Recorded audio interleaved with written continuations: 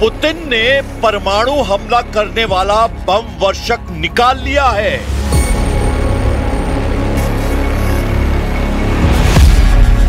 Putin ने 8 घंटे तक एटमी बम वर्षक को आसमान में उड़ाया है।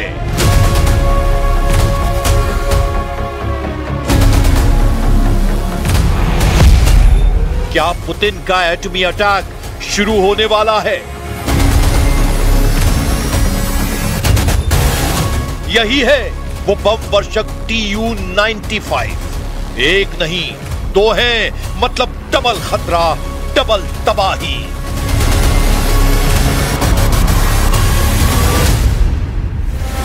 रूस के न्यूक्लियर हथियार ने अकेले ही ताकत की नुमाइश नहीं की है।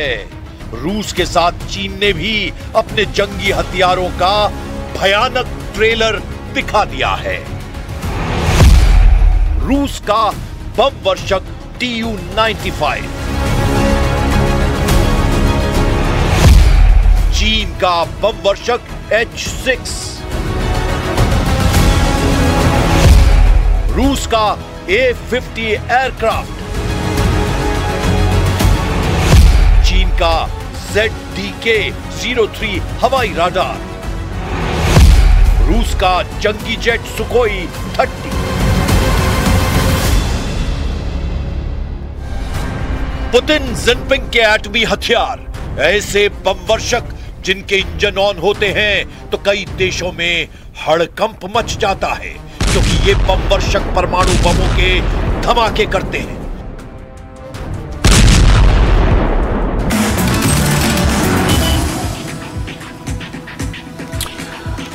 गठबंधन प्रमुख अब्दुल्ला के बयान। ऐसे महाविनाशकारी हथियार पूर्वी चीन सागर से प्रशांत महासागर तक उड़ान भर रहे हैं। एटम बमों की बरसात करने वाले जंगी लड़ाकों को चीन रूस ने 8 घंटे तक उड़ाया है। लेकिन क्यों? क्या ये किसी बड़े खतरे का सिग्नल है या फिर किसी नए युद्ध का अलार्म? इस वॉर रिहर्सल का कनेक्शन कहीं यूक्रेन युद्ध में फ्लॉप हो चुके ट्रंप के पीस प्लान से तो नहीं? क्या सुपर पावर को चीन रूस नई वॉर टेंशन देने जा रहे हैं, या फिर पुतिन का चीन के साथ संयुक्त युद्ध अभ्यास नाटो के लिए है? फिलहाल तो एटमी बॉम्बर से जापान और ताइवान में इमरजेंसी सायरन बजने लगा है। उधर क्रेमलिन में बैठकर प्रेसिडेंट पुतिन वॉर हीरोज का सम्मान कर रहे हैं। पुतिन ने ग्रैंड क्रेमलिन पैलेस के सेंट जॉर्ज हॉल में 200 सैन्य अधिकारियों को सम्मानित किया है। पुतिन को यूक्रेन युद्ध में जीत हासिल करने का पूरा कॉन्फिडेंस मिल गया है, क्योंकि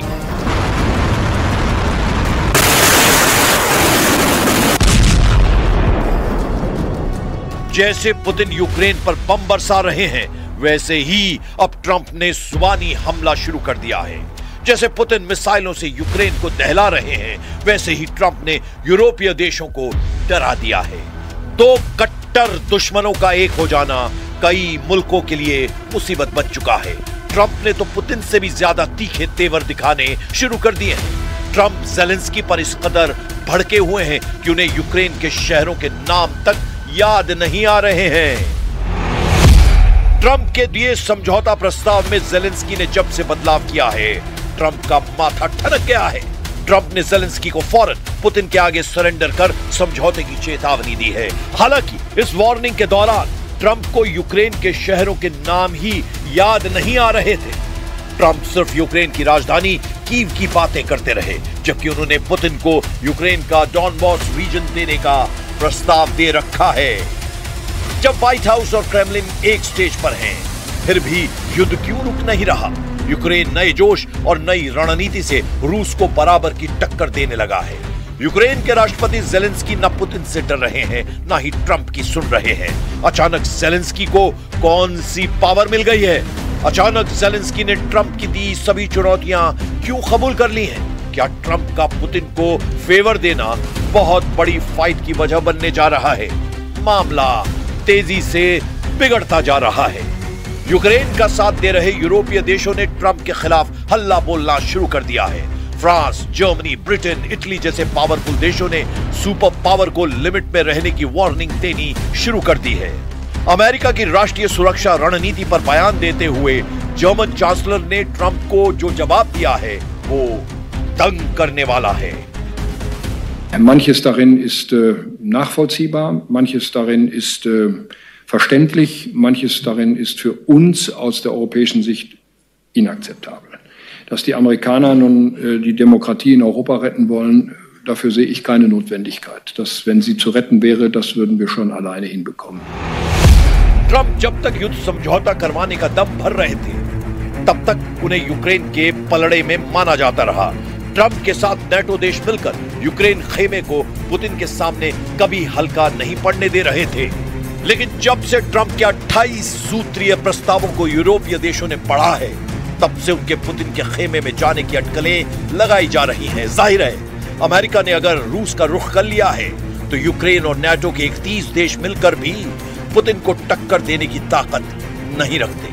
लेकिन एक बात तो यह भी तय है कि अमेरिका यूरोपीय देशों के खिलाफ कभी भी अपनी ताकत को नहीं आजमाने वाला।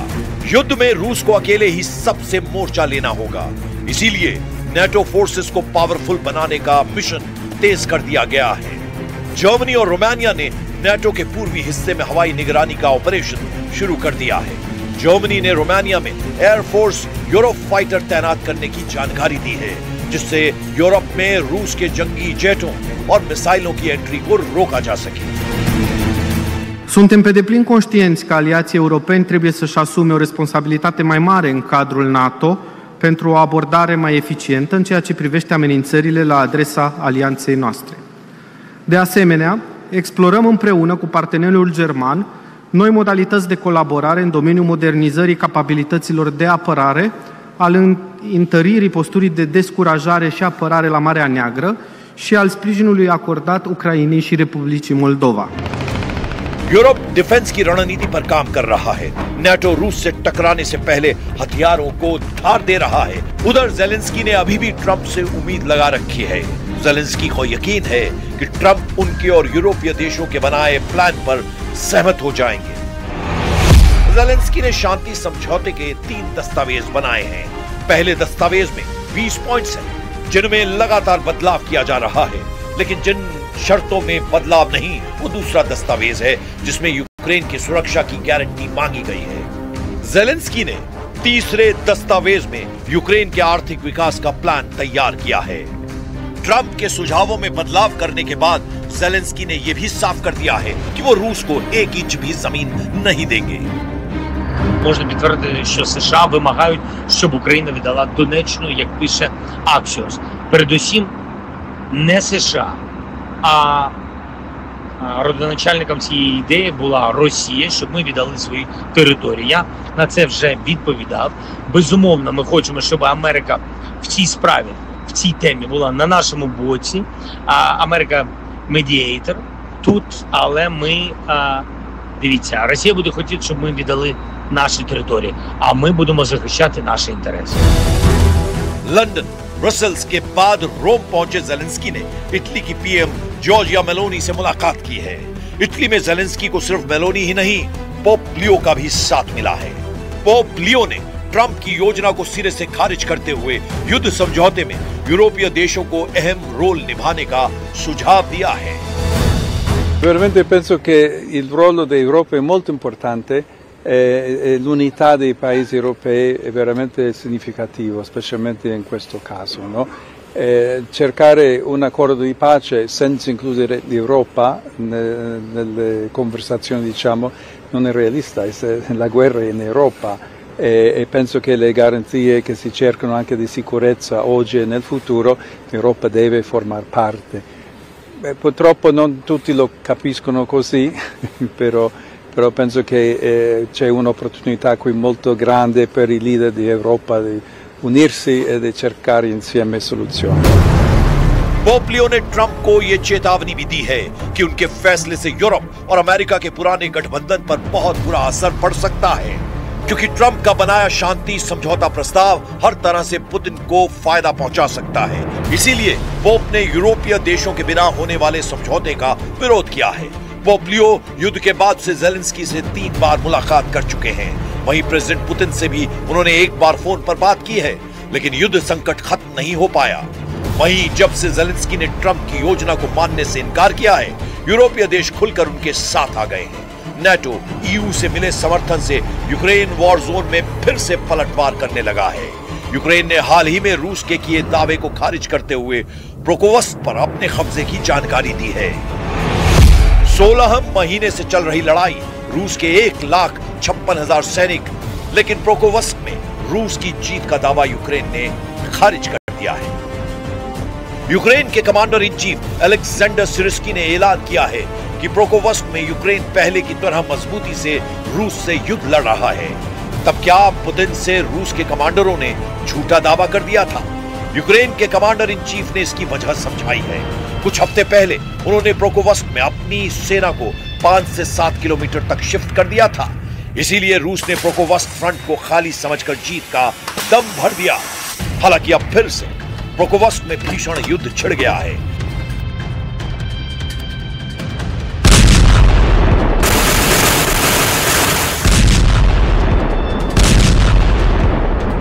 यूरोप की युद्ध की तैयारी और सभी देशों का एकजुट होना पुतिन के लिए झटका साबित हो रहा है। ऐसे में पुतिन के अगले फैसले को लेकर ट्रंप भी खौफजदा है।